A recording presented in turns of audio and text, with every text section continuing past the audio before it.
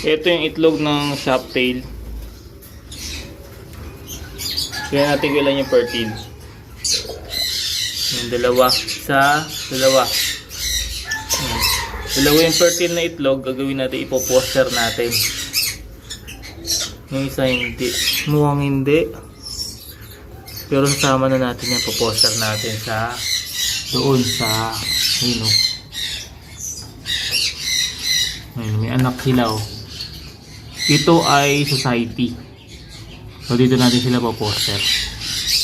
Ito kasi bumubuhay kahit na hindi nila anak, hindi maselan. Yung ibang pinches masiselan sila. Kaya ilipat natin yung itlog. Ayan o, tingnan nyo mga kahabi. Meron siyang, ayun o, dalawa yung inakay dun sa loob. Yung isa medyo malaki na, inakay nila yon. Yung maliit, ayun yung maliit na yon, nasa kaliwa. Ibang ibon yan, ibang pinches yan. So, ano tayo? Try natin kung makakabuhay tayo ng mga pinches sa pamamagitan ng foster parenting. Ipatan natin yung itlog. Ito mga kahabi, nilabas ko yung pugad.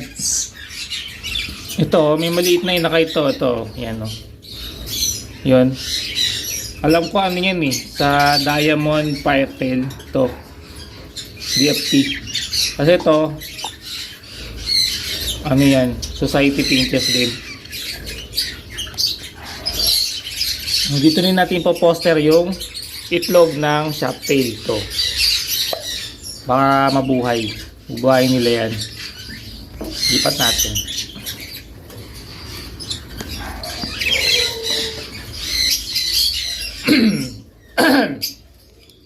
Medyo malat ako.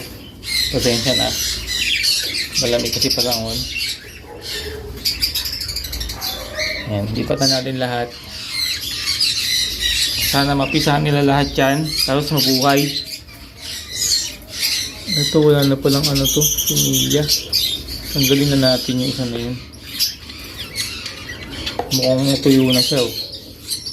Yan, babalik ko na. Tapos antayin natin na mapalaki nila yung mga inakay na yan. Yan, kahit na maliliit na ibon, ginagamitan pa rin natin ng Bitmin Pro saka Egg 1000. Yan, nakakabuhay naman tayo ng inakay. Hindi pala nabuhay pa. Pero nakapabansa na tayo. Ayan, nakapisa, nakapertin ng itlog. Bitmin Pro at Egg 1000 mga kahabi. Ayos.